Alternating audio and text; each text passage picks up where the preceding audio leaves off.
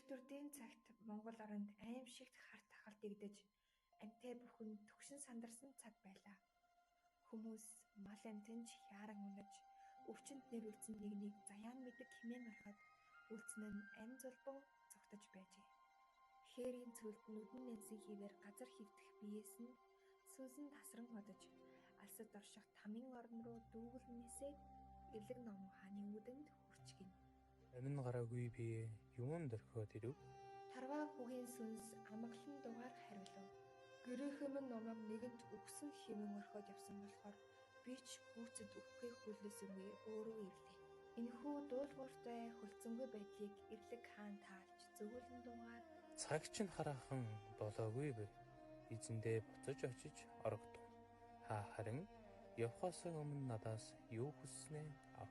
Ийн хилээд хаан түүнийг тамийн орноор дагуулan явлаа. Агуйн энергийн хүнд тэд нэгэн хадан дээр ирэхэд тэндээс бүхий л амьдралын унгаалс нүдэнд нь харагджээ. Эд баялаг, гуниг зовлон, баяр хөөр, дуу хөгжим, тансаглал, үжиг наадам, үлгэр домог гээд бүх зүйл ээлжлэн солигдон үзэгдэж байсан аж. Тарваа энэ бүгдээс үлгэр химээх ухааны сонгон авахад эрлэг хаан түүнд чулуун зүйлд гартуулан амьдралын алсад буцаан илгээв.